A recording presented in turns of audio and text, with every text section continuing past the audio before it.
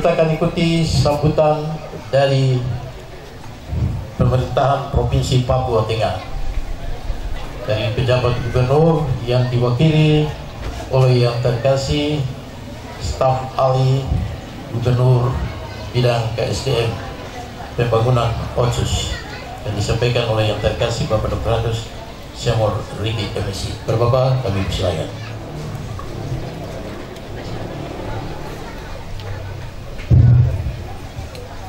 Selamat siang, Shalom.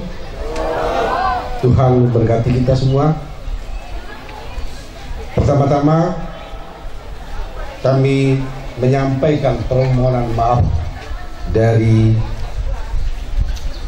Ibu Pejabat Gubernur karena beliau berada di luar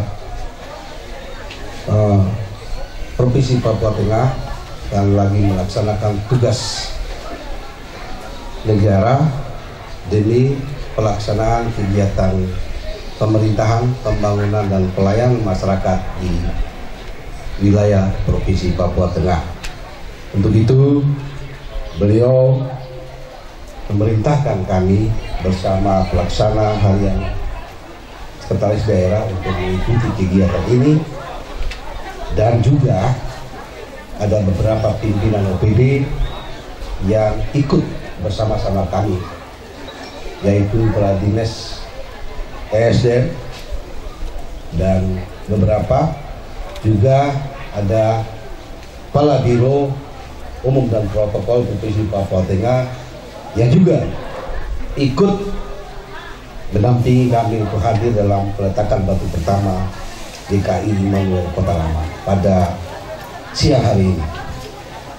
Baik, saya akan membacakan sambutan tertulis dari Ibu Pejabat Gubernur Provinsi Papua Tengah. Untuk itu, perkenankan saya menyampaikan. Dengan penuh sukacita, saya mengajak kita sekalian untuk memanjatkan puji dan syukur kehadiran Tuhan Allah, di mana melalui putranya Yesus Kristus, karena atas rahmat dan kasih karunia-Nya kepada kita sehingga hari ini kita bersama-sama berada di tempat ini untuk mengikuti kegiatan peletakan batu pertama pembangunan gedung gereja GKI Immanuel Kota Lama. Hadirin undangan jemaat yang Tuhan kasihi, perkenankan saya mewakili pejabat Gubernur Provinsi Papua Tengah menyampaikan selamat merayakan Paskah bagi kita semua. Dan pada saat ini kita sedang dalam masa penantian pencurahan Roh Kudus atau Pantekosta, di mana momen ini kita dapat dijadikan kesempatan bagi kita sekalian untuk merenungkan serta merayakan sukacita kebangkitan Kristus yang tidak akan pernah terbatas oleh wujud dan akan terus kita rayakan di dalam kehidupan kita sehari-hari. Hadirin undangan jemaat yang dikasihi Tuhan, sebagaimana kita ketahui bersama, Gereja GKI Immanuel Kota Lama merupakan salah satu gereja yang mungkin kalau tidak salah tertua di Nabire, walaupun mungkin bukan yang pertama, tapi yang tertua di wilayah Nabire, di mana telah berdiri, kalau nanti salah mohon dikoreksi, sejak 61 tahun yang lalu, atau tepatnya mungkin tahun 1962. Ya, mungkin di sini yang tua-tua pasti tahu, saya juga pada saat itu belum lahir. Ya, jadi artinya GKI Kota Lama ini, Immanuel Kota Lama ini adalah salah satu gereja yang tertua di daerah ini.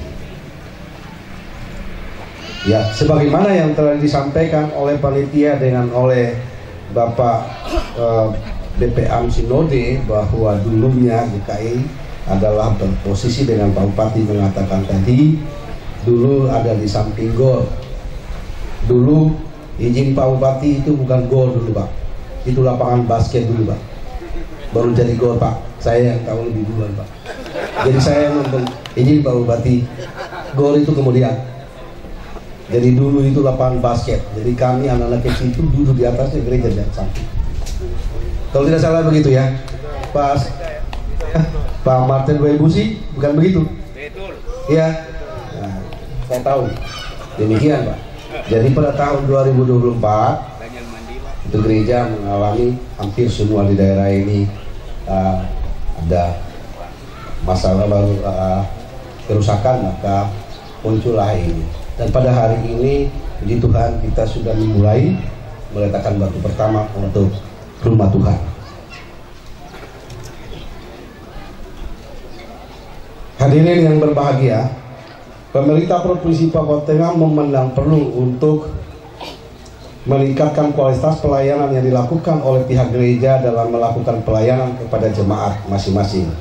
Kami mengapresiasi pelaksanaan pembangunan gedung gereja GKI Immanuel, di mana pada hari ini kita akan melaksanakan peletakan batu pertama dalam menjawab tantangan seiring dan ceritanya arus perubahan yang saat ini terjadi di Kota Nabire. Tadi Pak Bupati katanya dari berusaha bersusah payah memindahkan, tetapi Pak Bupati keraguan-raguan, ketakutan untuk selanjutnya. Tapi kita ada Pak, provinsi sudah ada. Terima kasih Pak Bupati. Kami di jajaran pemerintah Provinsi Papua Tengah memberikan apresiasi Pak Bupati bahwa kami dalam melaksanakan tugas telah diberikan tempat sebagai peminjam pakai, ya, pinjam pakai gedung-gedung itu. Tapi jangan dilihat bahwa kok para Pak Sekda, para asisten, staf ahli, kepala biro lebih bagus ruangannya daripada kepala bidang Bapeda Nabire. Tapi bukan lihat itu, tapi lihat kinerjanya. Mungkin itu. Baik, hadirin yang berbahagia,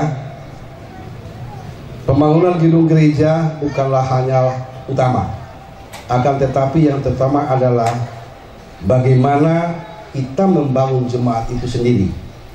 Dibutuhkan komitmen dari kita semua untuk membentuk karakter hidup berjemaat yang lebih baik.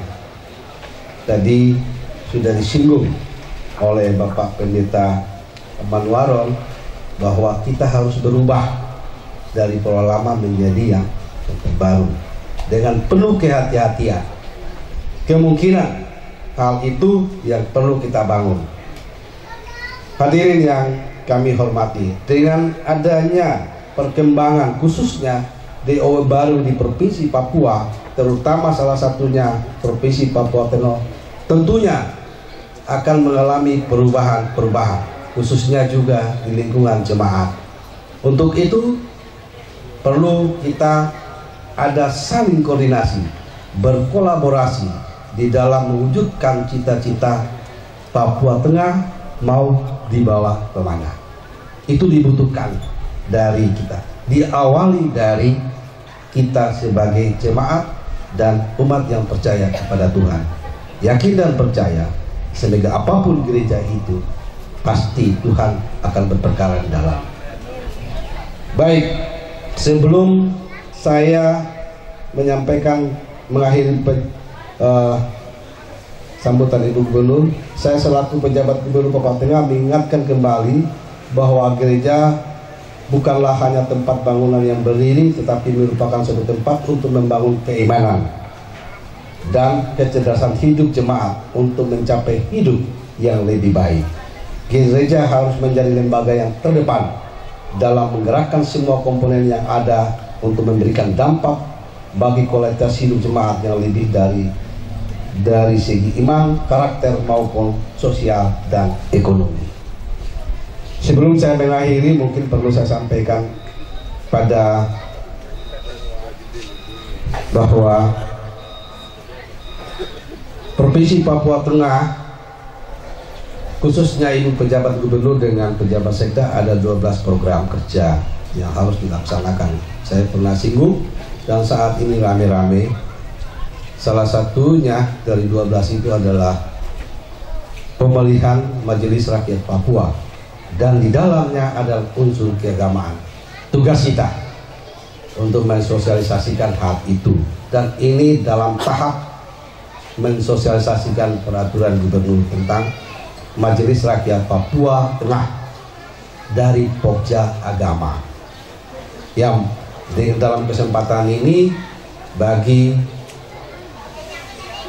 ketua majelis jemaat, tua-tua jemaat dapat memberikan pemahaman yang baik di dalam rekrutmen, dalam menseleksi anggota Majelis Rakyat Papua Tengah yang akan datang.